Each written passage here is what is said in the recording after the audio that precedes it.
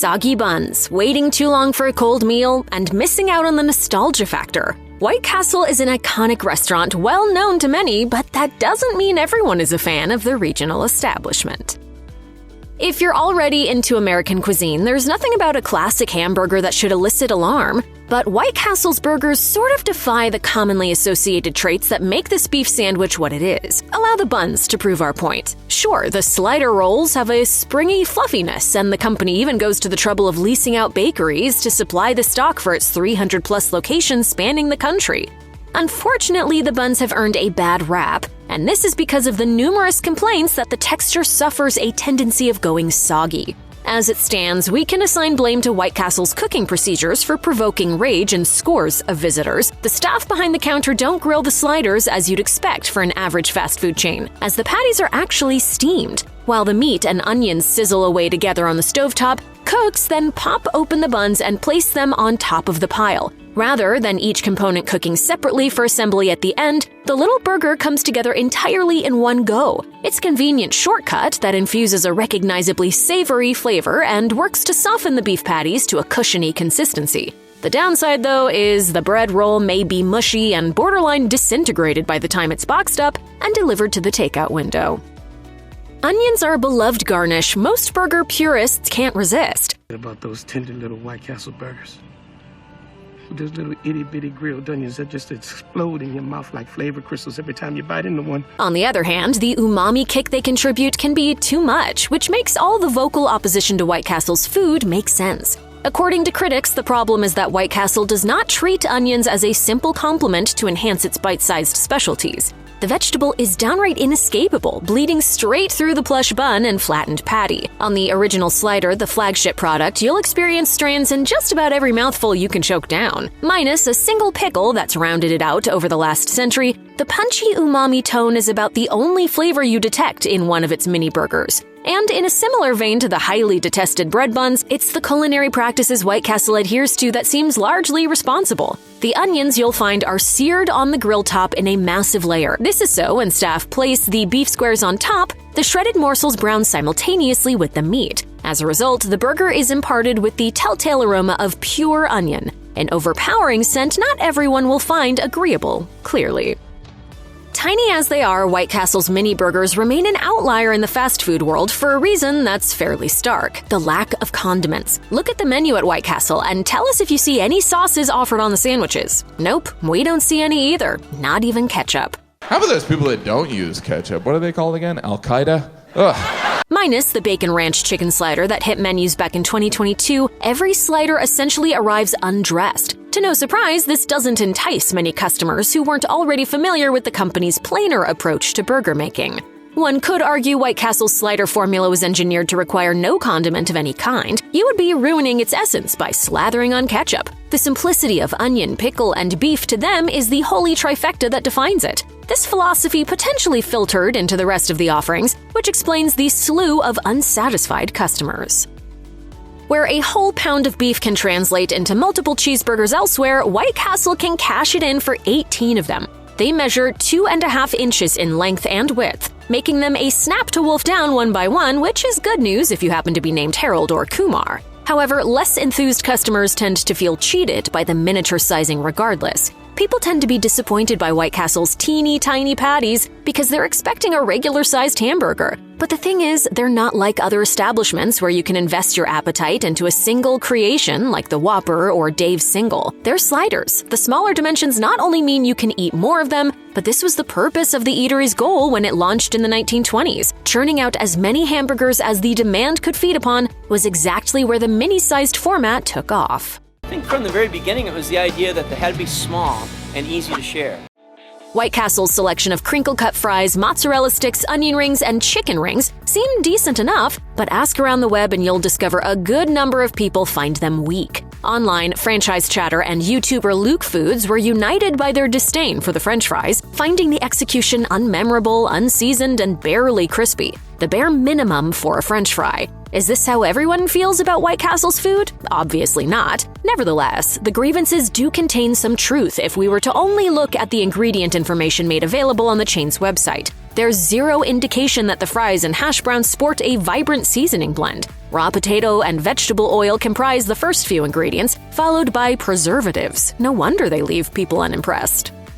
Maybe sliders don't cost a nickel like they did in the roaring 20s, yet one thing's for sure, White Castle's crowning achievement remains consistently friendly on the bank account. Among the over 350 drive-thrus operating throughout the heartland and beyond, one burger will still cost you around $1, still below the going rate of a discounted cheeseburger at other chains. And by packing these petite snacks in paper sacks or cardboard suitcases, the chain feeds the notion that you're somehow scoring a stupendous deal on your order. Truth is, plenty of folks think the opposite. The sheer volume of food creates the illusion that you're getting away with highway robbery, especially when the price point is unbelievably affordable. Consumers whose taste buds haven't been colored by bias, however, claim the food doesn't add up to be worth the money, at least for what you get. Those who only visit the drive-thru to optimize their hard-earned cash might opt for combos, not a la carte. And even then, it's not clear that you're saving much more money than if you had swung by a different establishment for a conventional handheld. The gluttonous fantasy of diving mouth-first into greasy, bite-sized buns on the cheap is something we expect the brand banks on, and unfortunately, visitors aren't buying it.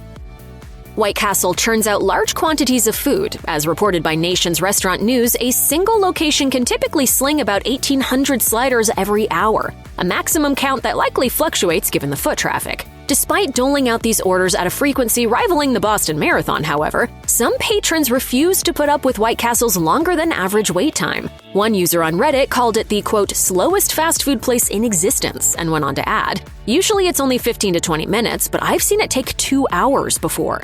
If you look at how the kitchens operate, you might understand why the fast food chain, ironically, isn't super fast. For one, crew members are actually assembling the sliders fresh from start to finish. They aren't nuking them in the microwave, nor are they snatching them off a heater, which they bag up for the guest. Munchie jokes aside, scratch cooking is taken extremely seriously by the chain, to the point that if batches of burgers aren't claimed in half an hour or less, they'll be disposed of. The burgers can sit on the grill for as long as 20 minutes before the grill automatically starts cooling down and the sliders need to be discarded and fresh ones made. Any drive-thru in the year 2024 would be celebrated for taking a slower, manual approach, but diners aren't looking to fritter away their lunch hour held up in line, and we can hardly blame them for axing the chain from their routine.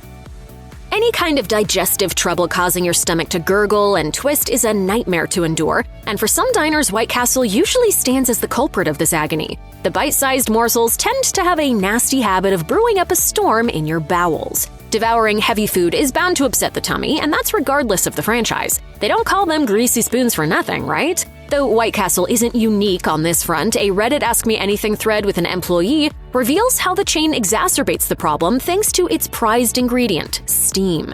Basically, the steam draws out moisture from both the beef and the bun, and since the meat is high in fat, it inevitably will leak grease. This causes the juices to combine and basically coats the whole slider in oil. Another theory for the gastrointestinal fury in your gut? The onions, since they harbor a sugar molecule linked to stomach troubles. So many people can't stand White Castle's food, and all that takes for a few of the haters grimacing from the sidelines is simply looking at it. We know it isn't fair to judge exclusively on looks, but how can you not judge when the beef is a bizarre hue and the buns practically expel grease just by holding it in your hands? Frankly, location can be involved in the nasty-looking batches diners over the years have encountered. Though White Castle doesn't lease out franchises, it's just common knowledge that some outposts have crew who are better equipped at making the food palatable. The transcendent gut bombs can turn into nightmare fuel very quickly if they happen to step into a storefront with spotty kitchen staff. Otherwise, it's simply different strokes. Even if you're committed to the white and blue palace, not everyone will enjoy sampling a bite of sopping bread glued to gray, mousy meat. Reaching the pickup window to collect your parcel of steaming hot food is one of the joys of drive-thru ordering. We think of it as the reward at the end of the finish line. Yet pulling over to discover your lunch, which took a lot longer to get than you anticipated, isn't even warm. That really grinds the gears, and seems to be a complaint aired by more customers than you'd think. True, White Castle is far from the sole offender hawking cold food. That would require putting every takeout spot on trial, and who has time for that? However, the problem occurs very, very persistently, and studying up on the company's food safety facts online illuminates one particular possibility: the shunning of heat lamps. It's an open secret that White Castle doesn't artificially warm its wares. Short of maintaining a supply on the stove awaiting customer purchase, the burgers won't touch another heat source again. That is, until it's packed up and stewing in its own aromas. Maybe the burger will be fresher, but lacking the burst of warmth essentially chills your takeout meal, if not the goodwill you could have for the chain. Patronizing White Castle is a love it or hate it experience. People who from afar remain gobsmacked by the hype might need to reckon with whether the royal-leaning chain was part of their lives to begin with. There are only 15 states in America where you can pull up to devour its oily delicacies in person, and most will be scattered throughout the Northeast and the Midwest. The fact is, White Castle is not a readily accessible establishment, it's regional. If you're not in a region where these eateries are abundant, acquiring a taste for it could be a struggle later on. With the kind of limited availability that inspires pilgrimages, fans of the chain are definitely going to take pride where they can. This also plays into another factor, which is nostalgia. As explained in one Yelp review, the fare is a little perplexing unless you enjoy an emotional attachment. With one user writing, "I think people who grew up on these have the sliders as part of their memories, but for everyone else, it's quite bewitching."